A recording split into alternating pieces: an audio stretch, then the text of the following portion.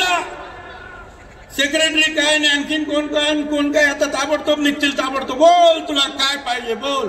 ताबडतोब तयार. हा घे GR, हा घे. अच्छा हे घे. एक एक गोष्ट मागण्यासाठी येते. राज्यातील सुद्धा वेगवेगळे घटक वर्षानुवर्ष लढत असतात, पण त्यांना मिळत नाही. पण याने नुसतं सांगितलं का उपोषण, ताबडतोब धावपळ सुरू. मला सुरुवातीला सांगायचं, मराठा समाजाला आमचा विरोध नाही, मराठा समाजाला आरक्षण मिळालं पाहिजे असं म्हणणारे आम्ही आहोत, पण ते वेगळं द्या, आमच्या ताटात द्या देऊ नका, एवढंच आमचं म्हणणं आहे.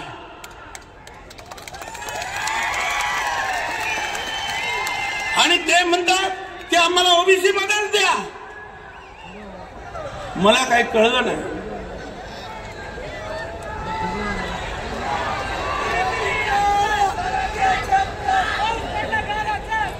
मी जरा काही पेपर पण वाचणार आहे. जरा शांत जर बघा तुम्ही, शांत.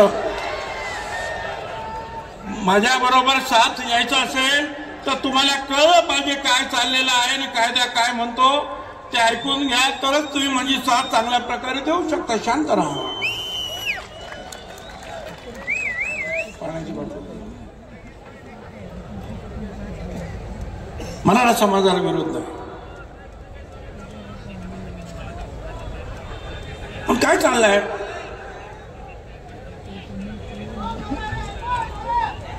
मुख्यमंत्री त्या दिवशी होते. मला मुख्यमंत्र्याचा अवमान करायचा नाही, पण मला प्रश्न जरूर माझ्या मनामध्ये निर्माण झाला की तुम्ही 27 तारखेला वाशीमध्ये त्या मोर्चाला सामोरे गेला. माझा काही विरोध नाही, पण तुम्ही तिथे जाहीर केलं की जी मी शपथ घेतली होती छत्रपती शिवाजी महाराजांची, सर्व मराठा समाजाला मी आरक्षण देईन, ती शपथ आता पूर्ण केली असं ते म्हणाले.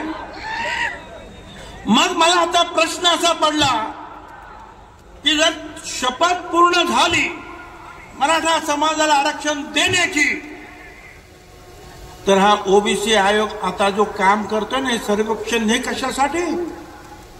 आरक्षण तर मिळालं ना तुम्हाला सगळं. तुम्ही तर म्हणाला शपथ पूर्ण झाली. मग आयोगाचा जो काही सर्वेक्षण चाललंय तद्दन खोटं, ते कशासाठी? घरोघर जाताय, फक्त जात विचारतात. 180 प्रश्न आहेत त्याच्यामध्ये. एका घराला 1.5 तास लागतो आणि हे तपासणी करणारे मला सांगा, कधी कधी 25 तर कधी कधी 50 घरांची तपासणी झालं असं जाहीर करून टाकतात. असं रेकॉर्ड केलं जातं. 180 प्रश्न, त्याच्यात फक्त जात विचारली जाते, जात कुठली, अमुक अमुक, आणि बाकी सगळं आपोआप भरलं जातं ऑफिसमध्येच. बंगला असला तरी झोपडी, शिक्षण असलं तरी मी शिकायला गेलो नाही, गाड्या उभ्या आहेत परंतु काही नाही माझ्याकडं. सगळं काय खोटं खोटं कशासाठी करतात? मिळालं ना आरक्षण, तुम्ही तर सांगितलं तर शपथ पूर्ण झाली. 3 न्यायाधीश बसलेले आहेत. 4,80,000 पगार त्याचा. सुप्रीम कोर्टाच्या मुख्य न्यायाधीश पेक्षा डबल. क्युरेटिव्ह पिटिशन मध्ये जे काही झालं ते दुरुस्त करण्यासाठी. कशाला? मिळालं ना आरक्षण तुम्हाला, गुलाल तर उधळलं ना तुम्ही. पण हे कशासाठी चाललंय? कोणाची दिशा? याची उत्तर जे आहेत माझ्या मनामध्ये प्रश्न निर्माण करतात की याची उत्तर कशी शोधायची. खोटे रेकॉर्ड तयार झाले. हे जामखेड तुमच्याच जिल्ह्यातलं एक उदाहरण. A to Z सगळे कुणबी मुख्याध्यापक सगळे एक सुद्धा वेगळ्यात नाहीत, सगळे केवढे म्हणून सगळे काय चाललंय हे तुमचे. आता दुसरं पेनूर तालुका मोहोळ सोलापूर धड थडी पूर्वीचा अक्षर वेगळा शाही वेगळी आहे. मराठा कुणबी लिहितायत हाताने धडधडीत लक्षात येत आहे की हे सगळं खोटं आहे. मराठी कुणबी ते मराठा कुणबी पण नाही म्हणत, मराठी कुणबी माहितच नाही. लिहायचं आहे ना लिहे.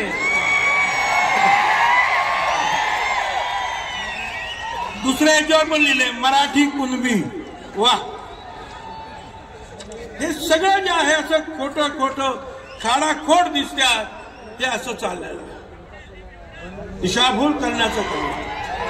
360 कोटी रुपये देण्यात आले ते ह्याच्यासाठी खोटा रेकॉर्ड तयार करण्यासाठी. एक दोन नाही अनेक.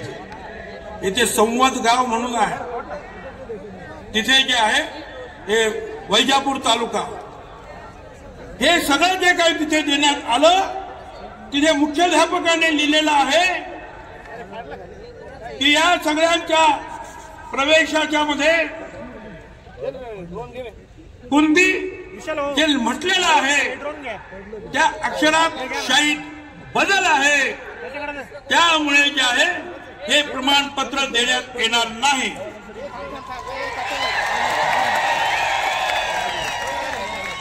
हे मुख्याध्यापकांचं पत्र आहे माझं नाही. त्यांनीच पाहिलं काय सांगायचं. सगळे सोयरे विशाल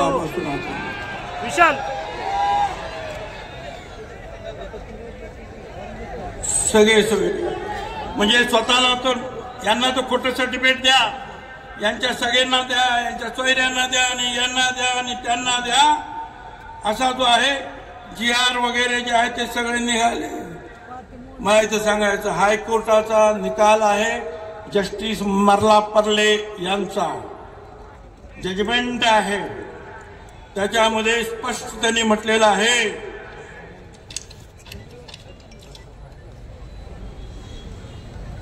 थोडं इंग्लिशमध्ये पण आहे त्याच्यामध्ये 1913 where his caste was recorded as Marathi.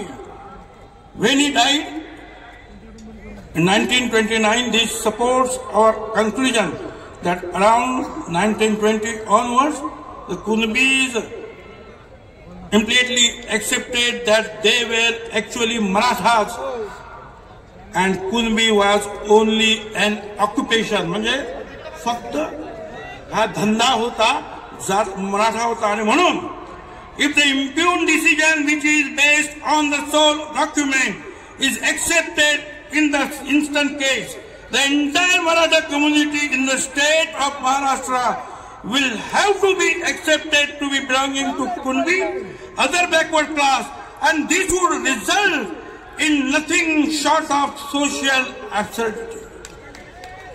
त्यांनी म्हटलं की अशा रीतीने दाखले जर दिले गेले तर सगळा मराठा जो आहे त्या महाराष्ट्रातला कुणबी होईल आणि ओबीसीचं संपूर्ण जे आहे आरक्षण संपून टाकेल, त्याला काही अर्थ राहणार नाही. हे हायकोर्टाचं जजमेंट आहे, तारखा आहेत, सगळं काही आहे त्यामध्ये. मला सांगा हे सगळ्यांच्या लक्षात येत नाही. सुप्रीम कोर्टानं 4 जानेवारी 1996 वल्सन्मा पाऊल विरुद्ध कोचिन युनिव्हर्सिटी त्याच्यामध्ये सुद्धा त्यांनी सांगितलं Supreme Court held that a person belonging to non-reserved class transplanted by adoption, marriage or conversion or any other act whose family belongs to reserved class does not become eligible. 15(4) आणि 16(4) खाली त्यांनी सांगितलं की तुम्ही ज्याला आरक्षण नाही अशा व्यक्तीनं कुणाशी तुम्ही लग्न केलं, दत्त केलं, लग्न केलं, आणखीन काहीतरी केलं तरी तो आरक्षणास पात्र ठरणार नाही. सुप्रीम कोर्टचं जे आहे जजमेंट आहे. अशी कितीतरी जजमेंट दाखवता येते. वंशावळ करायचं निर्माण आणि त्याच्यासाठी कमिटी, प्रत्येक तहसीलदार, गट विकास अधिकारी, पोलीस ऑफिसर, 7-8 लोक. का तर हा याचा नातेवाईक, तो त्याचा नातेवाईक. शपथपत्र द्यायचं आणि सांगायचं की मी कुणबी आहे तर झाला ओबीसी, आणि हे वंशावळ शोधायचं काम यांनी कसं तरी करून द्यायचं. काय चाललेलं आहे? खोटी जे आहेत वंशावळ जुळवण्याचे प्रकार वाढणार आहेत. माझ्या हातामध्ये भोर तालुक्याचं आणखीन एक वंशावळीचं खोटं प्रतिज्ञापत्र देऊन कुणबी जातीचा दाखला मिळवण्याचं आणखीन एक प्रकरण माझ्या हातात आलेलं आहे. अरे तुम्ही काय करताय का? खोटी सर्टिफिकेट तुम्ही देणार, वंशावळ तुम्ही देणार. या इथं इंदिरा साहनीची एक केस आहे. त्या केस सुप्रीम कोर्टची केस आहे आणि त्याच्यामध्ये त्यांनी सांगितलं, नीट ऐका, इथे असं एक प्रकरण आहे, मी मराठी वाचतो, ज्यात याचिकाकर्त्याने स्वतः मराठा जातीचा असल्याचा दावा केला पूर्वी. त्यानंतर याचिकाकर्त्याच्या इतर काही नातेवाईकांना आता तो कुणबी जातीचा असल्याचा दावा करून त्याची स्थिती बदलत असल्याची दर्शवणारी काही कागदपत्रे मिळाली आहेत. जर याला परवानगी दिली गेली तर त्यामुळे विविध व्यक्तींनी दावा केलेल्या सामाजिक स्थितीबाबत अनिश्चितता निर्माण होईल आणि राज्याने सुरू केलेल्या सकारात्मक कृतीच्या धोरणात अराजकतेचा घटक निर्माण होईल. वर जे सांगितले आहे त्या व्यतिरिक्त याचिकाकर्त्याच्या मराठा जाती प्रमाणपत्राला वैधता प्रदान करणाऱ्या आक्षेपार्ह आदेशाची वैधता, शुद्धता हे तपासावं लागेल आणि जर असं असेल तर न्यायालयाने त्याच्यावर कारवाई केली पाहिजे असं स्पष्ट जे आहे त्याच वेळेला म्हटलेलं. माझ्या हातामध्ये हे सगळं आहे. पुढे असं आणखीन त्याच्यामध्ये म्हटलेलं आहे इंदिरा साहनीमध्ये जे आता आपल्या राज्यात घडतंय ना त्याच्याबद्दल त्यांचं म्हणणं आहे. बघा ऐका, काही राज्यांमध्ये त्यांच्या सरकारने नियुक्त केलेल्या आयोगाद्वारे असं आढळून आलंय की काही जातींना पुरेसं प्रतिनिधित्व होते तरीही बाह्य विरोधामुळे, दबावामुळे सरकारला झुकून त्यांना मागास वर्गाच्या यादीत समाविष्ट करावे लागले. अशा प्रकारचा समावेश हा घटनात्मक अधिकाराची फसवणूक आहे. कोणत्याही नागरिकाला त्याला आव्हान देण्याचा अधिकार आहे आणि अशा गटाला मागास वर्गातून बाहेर काढण्याचे निर्देश देऊन तो रद्द करणं हे न्यायालयाचं कर्तव्य आहे. इंदिरा साहनी केस 672 पॅराग्राफ मध्ये आहे. सुप्रीम कोर्टाचा निकाल की अशा रीतीनं झुंडशाहीनं जर कोणी असं आरक्षण घेतलं तर त्याला तुम्हाला आव्हान देता येईल आणि त्यांना जे आहे तुम्हाला न्यायालयाने त्यांना बाहेर काढलं पाहिजे. सुप्रीम कोर्टाने म्हटलेलं आहे. किती किती दाखवतो आज असे कायदे खूप आहेत. मी त्यात जात नाही. एक एक एक एक एक एक मागणी जी आहे ते उपोषण करते. त्या दिवशी त्यांनी मागणी केली, मराठा समाजाला आरक्षण मिळालं नाही तरी कुणबी सोबत करण्याची विनंती नाकारली गेली पाहिजे. हे योग्य होणार नाही. सुप्रीम कोर्टाचे किती निकाल आहेत, तुम्हाला कंटाळा येईल ऐकून ऐकून, मला सांगून सुद्धा कंटाळा येईल. परंतु हे सगळं चाललेलं आहे. आणि गावागावात या मराठा मुलांना 40 लाख रुपयापर्यंत शैक्षणिक कर्जावर व्याज माफी. आता आम्हाला सांगावं लागतं जे मराठा समाजाच्या विद्यार्थ्यांना देता ते ओबीसीच्या समाजाला द्या रे बाबांनो. एवढं सगळं आहे. धडाधड एक कमिटी केलेली आहे. त्यात सगळे मराठा समाजाचे मंत्री आहेत. ते ताबडतोब फटाफट निर्णय घेत आहेत. आणि आम्ही मात्र निर्णय घेताना कॅबिनेट समोर आम्हाला जायचं आहे आणि मग पैसा आहे की नाही, अमुक आहे की नाही, तमुक आहे की नाही, नियम आहे की नाही, हे सगळं पाहिलं जात आहे. आमचं म्हणणं असं आहे की आता जे त्यांना देत आहेत ना ते सुद्धा आम्हाला दिलं ना तरी खूप होईल. पण द्या.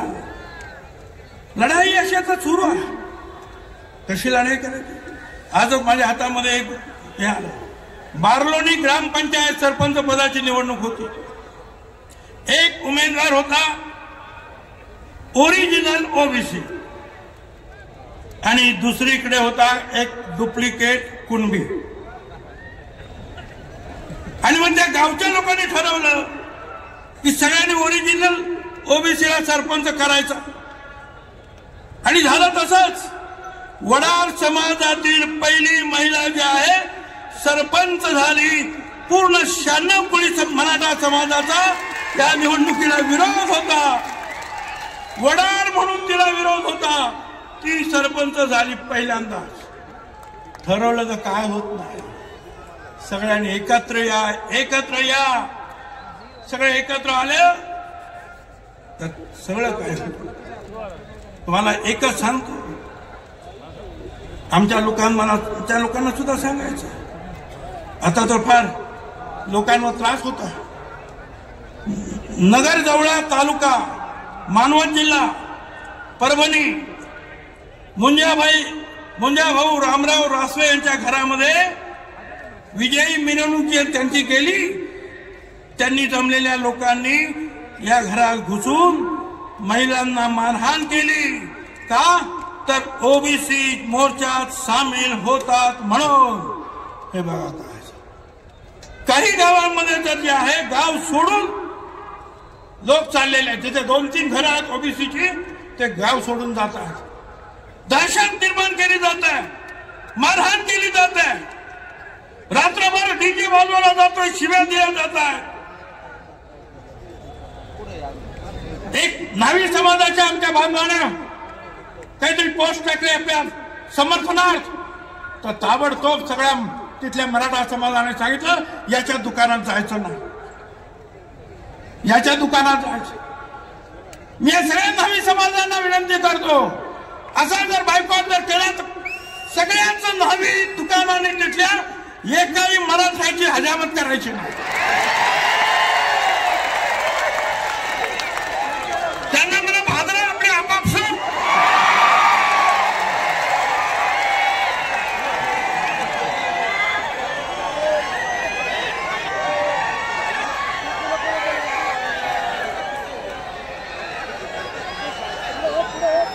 हे आता एक आणखीन आलं.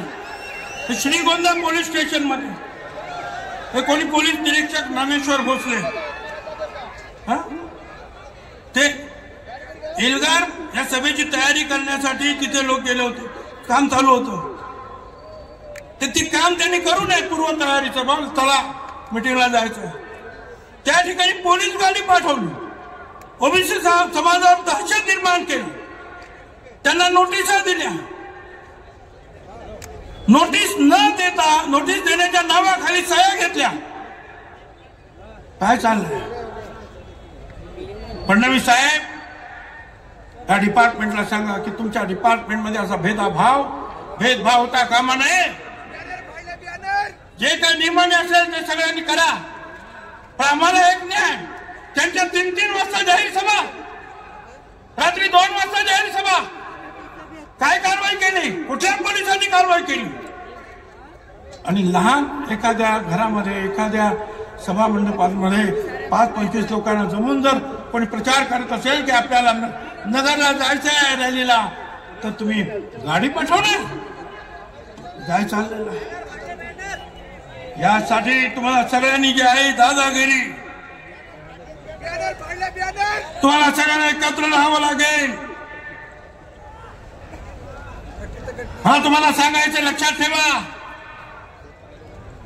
आता दाव पर सब कुछ लगा है, दाव पर सब कुछ लगा है, रुक नहीं सकते, टूट सकते हैं मगर हम झुक नहीं सकते।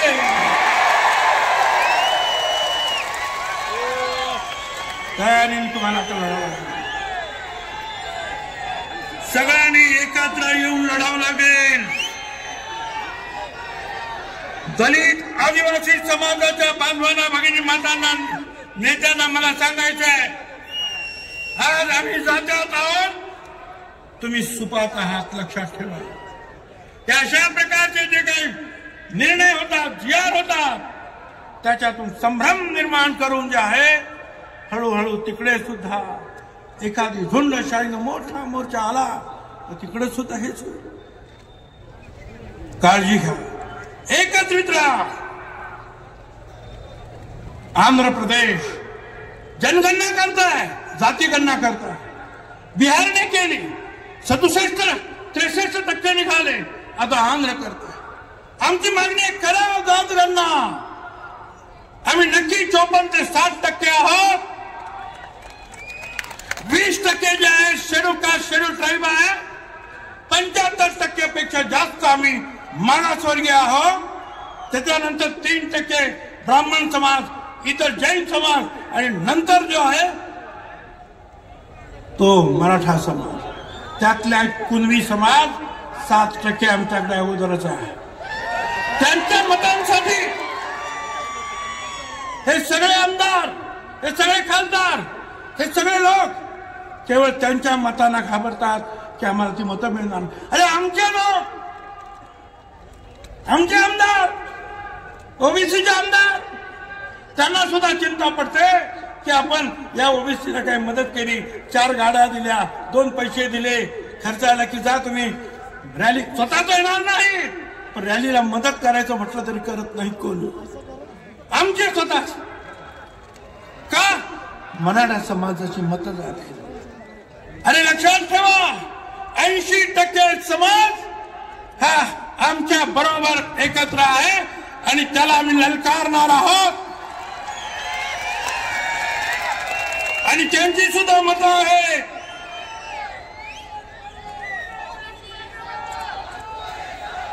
लढाई लढाई लढाई, काय काय शिवी गाळ, दादागिरी, हे करू ते करू ते करू,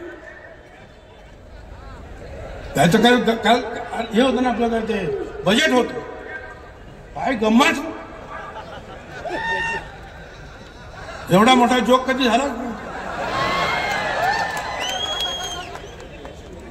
उपोषणवाले साहेब म्हणतात बजेट मधून आम्हाला आरक्षण मिळालं तर बघा। मला वाईट वाटलं, त्या सीतारामन ताई ज्या होत्या त्या अख्खं बजेट वाचलं, त्या तरुणांना हे देऊ, महिलांना हे देऊ, विमानं वाढवून हे करू ते करू, शेतकऱ्यांना हे द्यायचं आम्हाला, पण आरक्षणाचं काही बोललंच नाही। आणि हे म्हणतात त्या बजेटमधून आम्हाला आरक्षण द्या, काय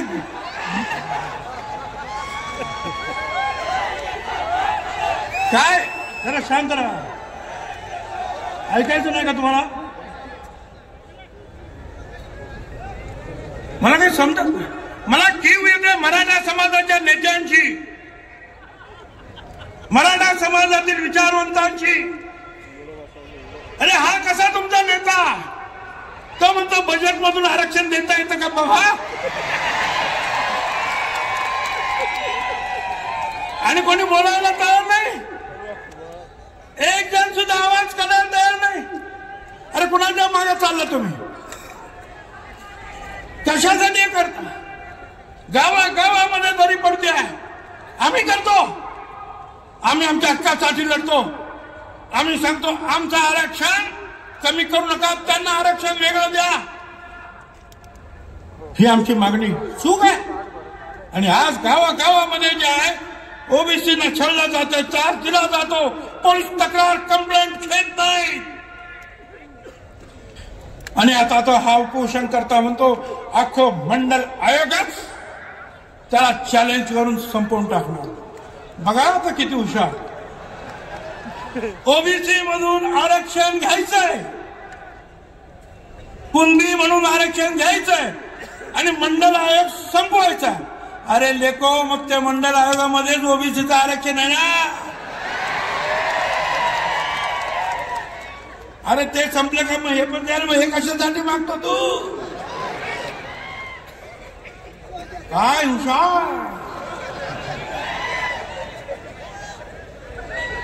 दादागिरी चाललेलं कसं ठिकाणी. काही मागतोय, काही लोक आता झालं परत उपोषण. कसं उपोषण? मला सगळ्यांना सांगा, तुम्ही सगळे एकत्रित राहा. तुम्ही जर झुकाल, वाकाल, खाबराल तर तुमच्या पाठीमागे लोक लागतील. मजबूतीने एकत्रित. हे बघायचं नाही धनगर आहे, बंजारी आहे, माळी आहे, साळी, तेली, कोळी, जो कोणी असेल भटका विमुक्त, एकावर अन्याय झाला तर सगळ्यांनी उभं राहायला पाहिजे. हेमतेना हम सब एक ह्याचा नारा दिला पाहिजे आणि त्यांना सांगितलं पाहिजे, दिलभर के लिए दिलदार है हम, दिलभर के लिए दिलदार है हम, दुश्मन के लिए तलवार है हम. सगळ्यांनी मजबूतीने उभं राहा.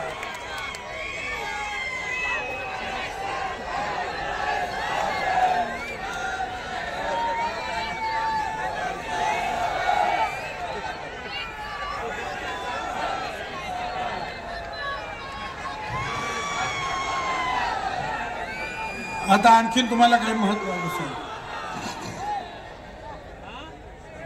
मी अशी सगळी भाषणं करतो, अशी भाषणं करतो,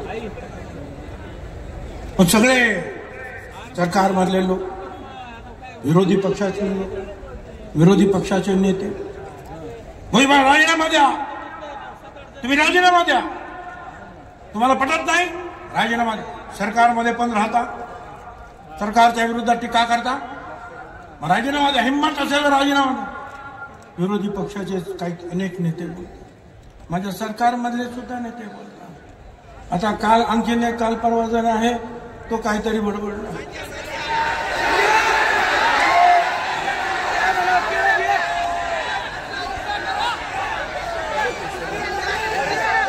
त्याने सांगितलं ह्या भुजबळला लात घालून मंत्रिमंडळाच्या बाहेर काढा. लात घालून भुजबळाच्या कमरेत लात घालून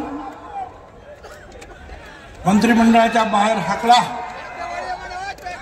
मला त्या सगळ्यांना विरोधी पक्षामध्ये, स्वपक्षामध्ये, स्वसरकारमधील सगळ्यांना मला सांगायचं, 17 नोव्हेंबरला त्या ओबीसी एल्गारची पहिली रॅली झाली अंबडला, बरोबर.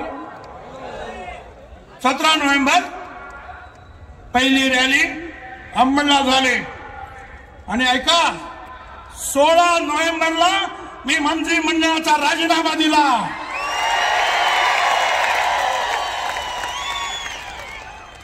16 नोव्हेंबरला. आणि मग अंबडच्या सभेला रवाना झालो. लात मारण्याची मला गरज नाही. अरे दिलंय ना राजीनामा. 2.5 महिने मी शांत राहिलो, गप्पा बसलो. का? मुख्यमंत्री उपमुख्यमंत्र्यांनी सांगितलं त्याची वाच्यता नको. पण वर्तमानपत्रातून यायला लागला 2.5 महिन्यानंतर. कोण म्हणतं दिला, कोण म्हणतं का देत नाही, कोण म्हणतं लाटा खाला. काही गरज नाही लाटा घालण्याची, दिलेला आहे ना, जा त्यांना सांगा. मी ओबीसी साठी शेवटपर्यंत लढणार आहे. आणि म्हणा की मी एकच उद्देश ठेवला आहे माझ्या जीवनामध्ये, जीवन है संग्राम, बंदे ले हिम्मत से काम. धन्यवाद. जय हिंद, जय महाराष्ट्र, जय ज्योती, जय क्रांती, जय भीम.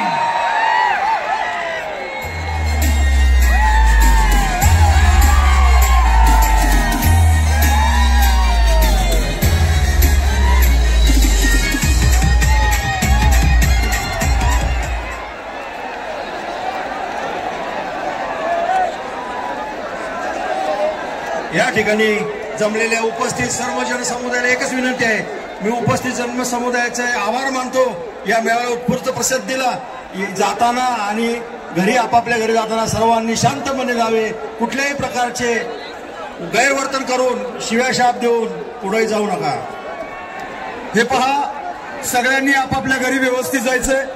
आपल्या गाड्या ज्या